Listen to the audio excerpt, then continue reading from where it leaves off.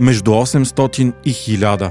Това е константният брой на чакащи за нов орган в България. За всяка една от тези цифри стои човешко същество и семейство, което го обича. Единственият шанс за живот на тези хора се нарича трансплантация. България обаче е на последно място по брой трансплантации в Европейският съюз. За първите 11 месеца на 2023 година са извършени само 39.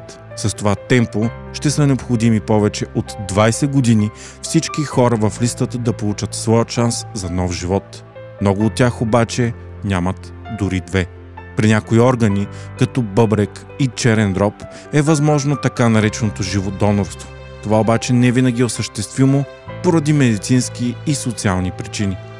Затова и за почти всички чакащи единствената надежда остава едно телефонно обаждане за донорска ситуация. При донорската ситуация пациент в категорично доказана мозъчна смърт може да дари органите си – сърце, бял дроб, 2 бъбрека и черен дроб.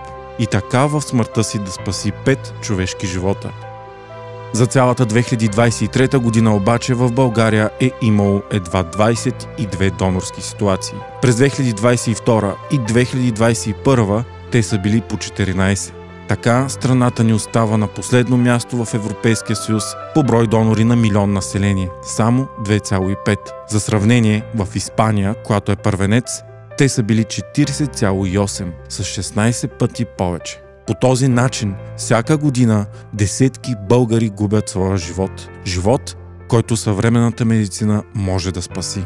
Възможно е обаче да променим това, защото то зависи от нас. Донорството е една от малкото важни теми, за които говоренето може да спаси човешки живот.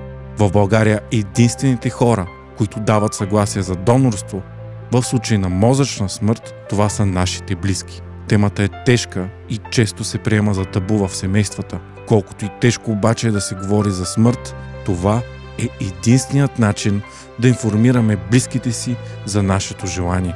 А всъщност шансът ние или наш близък да има нужда от нов орган е в пъти по-висок, отколкото да бъде реализирана донорска ситуация. Помагайки на обществото, помагаме на себе си и онези, които обичаме.